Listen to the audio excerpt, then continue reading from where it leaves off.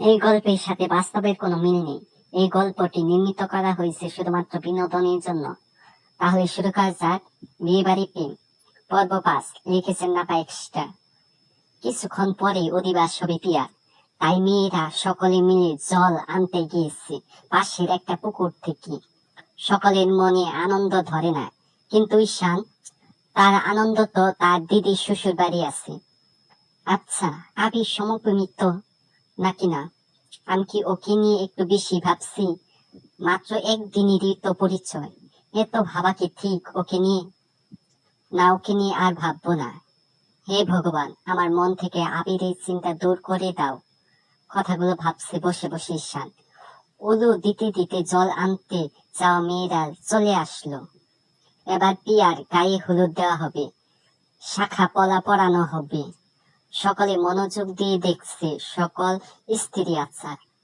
আস্তে আস্তে সময় পেরিয়ে গেল। বিয়ে বাড়িতে সকল কাজে ঈশানও চারদিকে ঘুরছে। নিজেকে যতটা পারছে ব্যস্ত রাখার চেষ্টা করছে। একা থাকলে আবিরের কথা মনে পড়বে। সন্ধ্যা হয়ে গেছে, রাত 12টায় বিয়ের লগ্ন। পিয়াকে সাজানোর জন্য পার্লার থেকে 2টা মেয়ে এসেছে। যদিও পিয়ার চেহারা খুব সুন্দর, না সাজলেও সুন্দর লাগে, তবু বিয়েতে তো সাজতেই হবে। সময় চলমান, ধীরে ধীরে বিয়ে লগ্ন আসতেছে। রাত 10টার মতো একটু পরে বরযাত্রী আসবে, তাই সকলে ঘের ধরার জন্য প্রস্তুতি নিচ্ছে। পিয়ার কোনো ছোট ভাই বোন নেই, দুটো দাদা, দুজনই বড়। আর নিশান, সে এসবে তেমন আগ্রহী নয়। তাই ঘের ধরার জন্য পিয়ার বান্ধবীরা আর ঈশান ছাড়া কেউ নেই।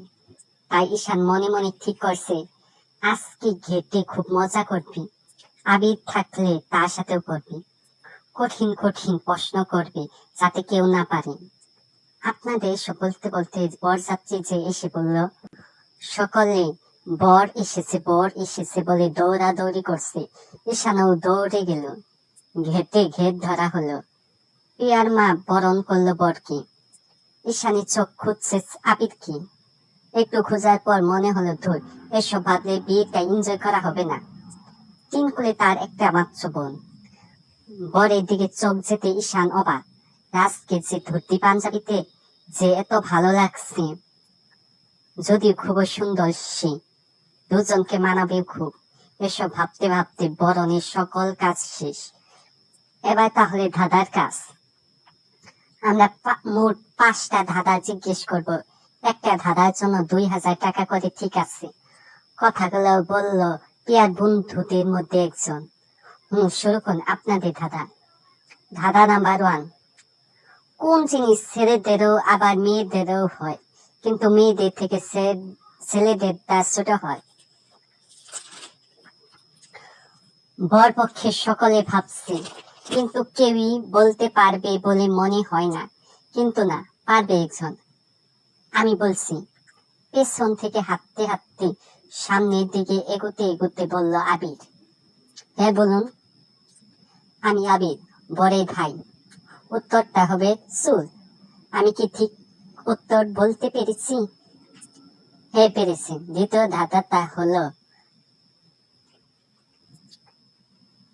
বাকি ধাঁধাগুলো আমি জিজ্ঞেস করি। আমার দিদি সুন্দরী বান্ধবীরা। কথাটা ঈশান বলল পিয়ার বান্ধবীদের কি। তুমি করবে হ্যান্ডসাম? হ্যাঁ, আমি করি। দেখি পাত্রপক্ষ পারে কিনা। কথাটা বলে হেসে তাকালো পাত্রপক্ষের দিকে। ঈশান দেখতে পেল আবিরের মুখে মৃদু হাসি। হে, তাহলে দ্বিতীয় ধাঁধা।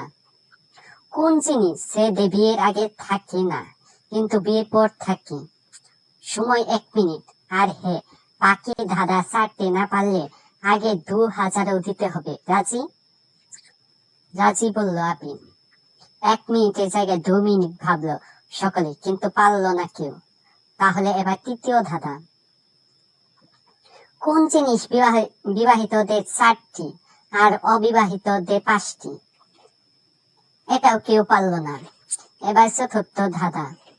একটা বিয়ে বাড়িতে সকলকে নিমন্ত্রণ করা হলো, কিন্তু কাউকে ঢুকতে দেওয়া হলো না, কিন্তু কেন? আবির এটা জানতো, কিন্তু বলল না, কারণ সে ঈশানের কাছে হার মানতে চায়। এবার তাহলে শেষ ধাঁধা। 3 অক্ষরের নাম তার সাজার কাজে লাগে, মধ্যের অক্ষর কেটে দিলে চা বানাতে লাগে। বলুন বলুন। না, আমরা পারবো না, হার মেনে নিচ্ছি, এবার ভিতরে ঢুকতে দাও। ইয়ার বান্ধবীরা আটকালো।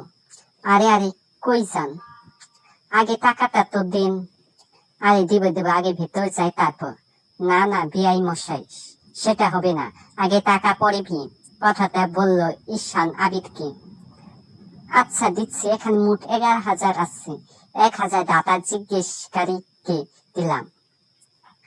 থ্যাঙ্কস আপনাকে আবিদ। থ্যাঙ্কস ঈশান, তুমি না থাকলে আমরা হেরে যেতাম। ঈশান একটু মুচকি হাসি দিয়ে ভিতরে চলে গেল। যাওয়ার সময় আবিদের দেওয়া অতিরিক্ত 1,000 টাকা হাতে করে নিল, কিন্তু একটু এগিয়ে সেটা প্যান্টের পকেটে ভরে নিল, যা আবিদও খেয়াল করলো। বরযাত্রী সবাই ভেতরে ঢুকলো। সকলকে নিশান শ্রাবণের ভাই আপ্যায়ন করছে। ঈশান এক পাশে দাঁড়িয়ে আছে আর চারদিকটা দেখছে। এবার আপনারা ধাঁধাগুলো উত্তর দিয়ে দিন। আর আমার গল্পটি শুনতে ভালো লাগলে আমাদের পাশেই থাকুন আর সাবস্ক্রাইব করতে ভুলবেন না। মনোযোগ সহকারে শোনার জন্য আপনাদের ধন্যবাদ।